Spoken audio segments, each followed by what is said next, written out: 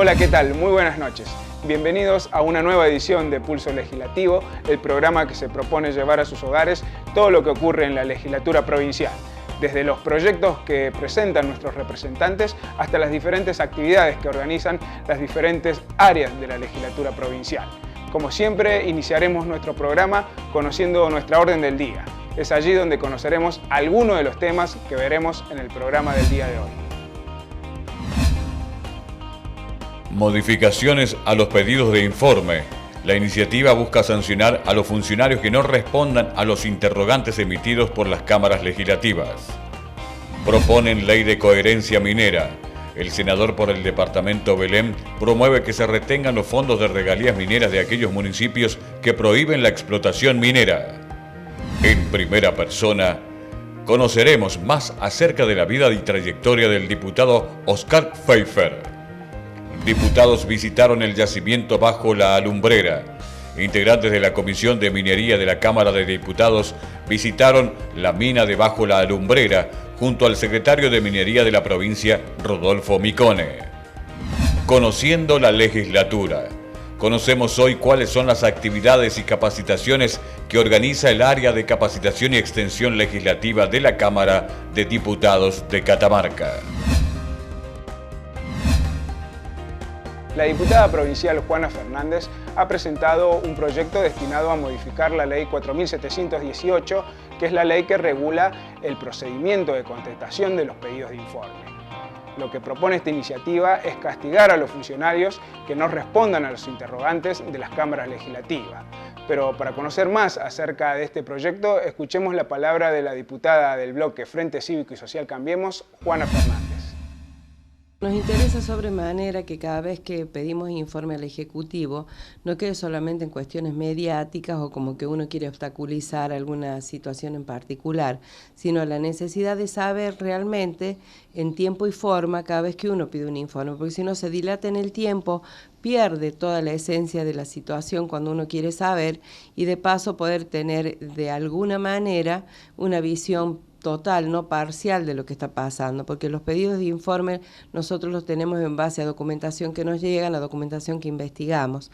Entonces la idea es poder tener la veracidad y en tiempo y forma todos estos informes, porque allí hay un vacío legal que a nosotros nos parece que es importante poder cerrar, no solo para las cámaras, sino también para la sociedad, para que la sociedad también sepa que cada vez que un diputado o un senador pide un informe, no es por una situación puntual de molestar o dificultar cuestiones del Ejecutivo, es para saber la realidad con objetividad qué es lo que pasa y por qué hay situaciones que llegan a ser, hay veces, hasta complejas. En este sentido, ¿cuál es la modificación que se plantea por allí si un funcionario del Ejecutivo no presenta el informe solicitado por la Cámara? Bueno, son varios artículos que tenemos. En uno de los artículos es sancionar con alguna cuestión económica a los que no respondan, ver la forma y el tiempo, darle los plazos dentro de lo posible para que tenga la efectividad que necesitamos. Otra de las cuestiones que mencionó es que la sociedad necesita conocer de esto. ¿Se plantea también la posibilidad de que tenga acceso a estos informes la comunidad? Sobre la Ley de Información Pública lo está planteando, hace poquito lo plantearon también. Necesitamos todos saber cuando hay alguna situación, por qué pasa, cómo. Entonces yo creo que cerraría un poco y la sociedad vería con otros ojos tanto al Ejecutivo como al Legislativo trabajando juntos en pos de mejorar algunas cosas, ¿no? ¿Le ha tocado por allí algún proyecto o alguna solicitud de informe que hasta el día de hoy no ha obtenido respuesta? Sí, hemos tenido varios y en algunos que contestaron fueron cuestiones muy escuetas que no nos ayudan a poder seguir investigando el hilo de la conducción de qué es lo que pasaba. Lo hemos tenido en materia de producción, si bien es cierto en materia de turismo lo materializó, contestó, pero no lo suficiente ni con la solvencia que necesitamos para que la sociedad también lo conozca. Nuevamente, vuelvo a decir, no solamente los legisladores, para que la sociedad también lo sepa. ¿Y por qué cree que existe esta reticencia por parte de algunos funcionarios de responder a estos informes? Creo que hay que desmitificar esto, o sea, hay que saber que son funcionarios públicos, se deben al pueblo y deben saber que con transparencia y con dedicación y objetividad deben saber cuándo, cómo y por qué uno pide los informes. No es por un capricho ni una cuestión política, ni una chicana, de nada de eso, de naturaleza, sino nos ha pasado en turismo puntualmente, con programas que la gente no está conociendo, que han sido adjudicados o que son directamente de conocimiento muy reducido, y a donde hay mucha gente que a lo mejor tenga la posibilidad de trabajar en materia de turismo y no lo conoce y no saben. Entonces ahí es donde creo que hay que hacer un nexo entre el Ejecutivo y el Legislativo para poder conocer las cosas como corresponde.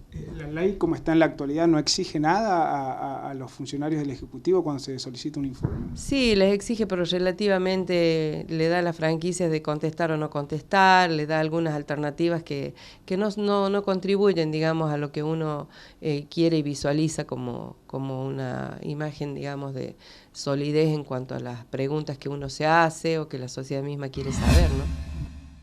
En la última sesión de la Cámara de Diputados de la provincia de Catamarca ha tomado estado parlamentario un proyecto presentado por el bloque de Participación Plural que está destinado a lograr una reforma integral de la justicia.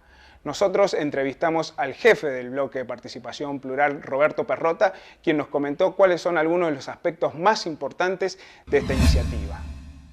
Fue el fruto de un trabajo que se viene llevando adelante desde hace mucho tiempo, y particularmente cuando se promovió, digamos, el incremento del número de miembros de la Corte con el proyecto que luego fue aprobado en el Poder Legislativo. Bueno, hoy ya se ha integrado, por lo menos están propuestos los nuevos miembros. Nosotros considerábamos desde nuestro sector que era necesaria una reforma integral del servicio de justicia.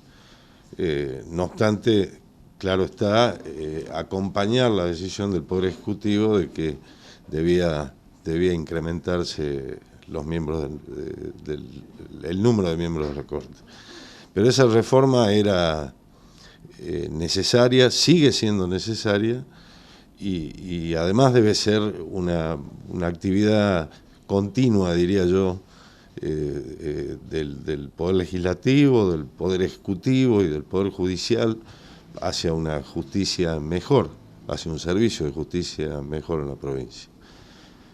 Nosotros hemos, si se quiere, generado una serie de proyectos que tienden a poner en debate, no solo en el Parlamento, sino en debate público, una serie de cuestiones que hacen a la reforma institucional de normas del derecho vigente, a obtener también mayor celeridad en el servicio de justicia y de algún modo un control que pueda extenderse a organismos de la comunidad que tengan que ver con el servicio de justicia en particular, para propender a esta justicia mejor, pero dejando en claro que esto es muy amplio, que requiere de un tratamiento continuo, y que esto puede ser considerado como una primera etapa, si se quiere, en el tratamiento de muchísimas normas que hay que revisar y generar diagnósticos para poder llegar a ese objetivo final. Son varias las normas que de alguna manera plantean que deben modificarse. Esto se hará a través de diferentes proyectos, por allí un proyecto de lo que se conoce como una ley ómnibus. Sí, hay diferentes proyectos que integran un proyecto denominado, si se quiere, ley ómnibus, porque la idea es de que el tratamiento sea conjunto y que se evite esa dispersión que hay fruto de la dinámica que tiene el tratamiento en el Poder Legislativo, y que a veces impide que se puedan abarcar una serie de cuestiones. Entonces la idea era poner en un solo cuerpo normativo, aunque fueran temáticas distintas, pero para que se puedan tratar y considerar en conjunto.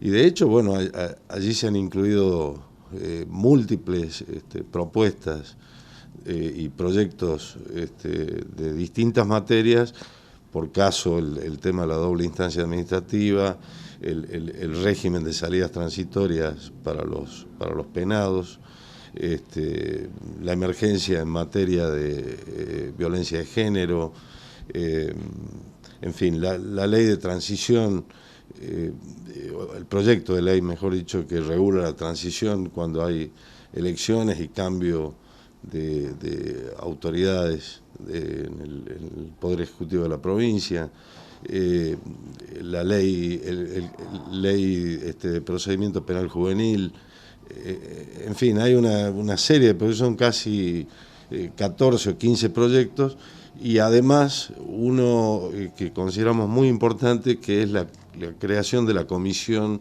de Seguimiento del Servicio de Justicia, que va a estar integrada por miembros que representan a la Asociación de Magistrados, al Colegio de Abogados, a la Legislatura de la provincia, al Ministerio de Gobierno, a la Secretaría de Seguridad, a la Facultad de Derecho, es decir, un conjunto de personas que van a hacer un seguimiento del servicio de justicia, que va a ser de algún modo la posibilidad de diagnosticar cuál es la situación de la justicia en la provincia. En la última sesión de la Cámara de Senadores Provinciales ha tomado estado parlamentario un proyecto presentado por el senador del Departamento Capital, Jorge Moreno. Lo que propone el legislador a través de esta iniciativa es modificar el artículo 15 de la Ley 5.437, que regula las elecciones primarias abiertas, simultáneas y obligatorias en la provincia de Catamarca. Para conocer qué es lo que se pretende modificar, escuchemos la palabra del senador del bloque Frente para la Victoria PJ, Jorge Moreno. Es la modificación de un solo artículo, el artículo 15, que con respecto a los plazos. Nosotros, por la ley provincial 5437 de pasos provinciales, cuando es conjuntamente con la Nación, por el artículo 40 de simultaneidad, no tenemos inconvenientes. Nos regimos por todo el cronograma nacional.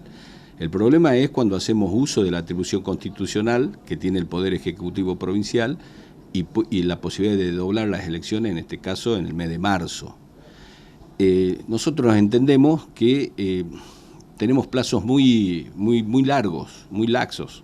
En ese sentido, el proceso electoral comienza 90 días antes de la fecha de la PASO, y después para la elección general le da como que tiene que respetar 90 días como mínimos. O sea, estamos hablando de 180 días. Estamos hablando de 180 días, digo bien, casi 6 meses o un poquito más. Esto nos parece, no nos parece a nosotros que deba suceder. Debemos acortar los tiempos electorales, y en ese sentido nosotros entendemos que un proceso que arranque 2 meses antes y que como máximo después de las PASO tenga como fecha electoral definitiva como máximo 60 días. Así que bueno, es muy sencillo, es la modificación, vuelvo a decirlo, del artículo 15 de la ley 5437 de la ley de pasos provinciales. Esto también viene a solucionar un conflicto que se dio en las elecciones pasadas, porque esto se discutía si estaba dentro de los plazos la convocatoria de la elección. Así es parte de los vetos que ha hecho el Poder Ejecutivo, que tienen que ver con 2 temas, uno con el plazo y otro que tiene que ver con el financiamiento también. Esto sea impresión de boletas, propaganda oficial y demás. Yo solo en este caso me he abocado al tema del plazo. Así que, pero tiene que ver con eso, sí, porque la voluntad original cuando manda el proyecto del Poder Ejecutivo no era de 90 días, sino era menor.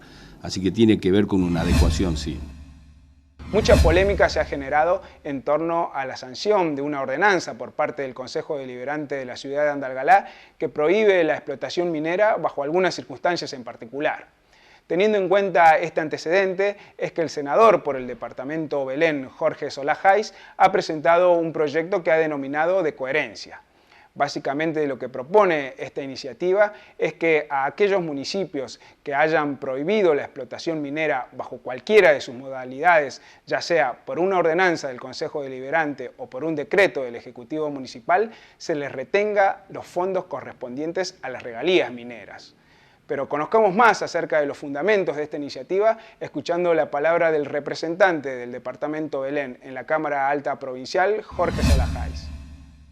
Presentamos un proyecto, como lo anuncié la semana pasada, en función a la ordenanza que en este caso emanó ahí en el departamento, en la ciudad de Andalgalá, un proyecto de ley que no modifica la ley de distribución de las regalías, directamente no entro en esa discusión, sino que presento un proyecto de ley que llamo Ley de Coherencia.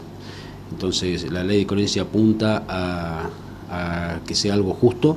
Si yo no permito en mi distrito, no hablo de departamento, sino de distrito, del municipio, que se desarrolle una actividad como es en este caso la minería, bajo ninguna de las modalidades, tampoco reciba ese distrito, si yo renuncio a eso, no reciba utilidades o regalías de explotaciones en otro lugar de la provincia. Básicamente ese es el proyecto, en concordancia con lo que expresé la semana pasada, ¿no? Eso tiene que ver también por allí con lo que algunas universidades de Argentina han aplicado, que no reciben beneficios por parte de las mineras. Por eso lo llamo proyecto de coherencia. Las universidades, facultades que están en contra o son ambientalistas, declaradas ambientalistas, o están en contra de la minería a cielo abierto o la minería a gran escala, han renunciado, muchas de ellas han renunciado a recibir fondos, en este caso de Alumbrera, que reciben a través de IMAT y de la Universidad de Tucumán, han renunciado expresamente y públicamente a recibir esos fondos, y me parece coherente eso. Entonces, ¿por qué no aplicarlo a los municipios que también no quieren el desarrollo de este tipo de actividad o se oponen a este tipo de actividad? Bueno, tampoco reciban, si ellos no renuncian, que no reciban mediante una ley los dividendos o los beneficios de esta actividad. Bueno, recordemos también su postura respecto de esta ordenanza. Y realmente es una ordenanza que está fuera de la ley. Considero que es anticonstitucional porque el manejo de esos recursos lo prevé para el manejo para la nación y la provincia, en este caso. No es jurisdicción del municipio decir si se hace o no. Sí se puede decir que puedes prohibir el uso de algunos elementos químicos, el uso de algunas cosas que en esta actividad, pero no pueden prohibir una actividad ni prohibir la explotación de recursos que son de propiedad de la provincia, ¿no?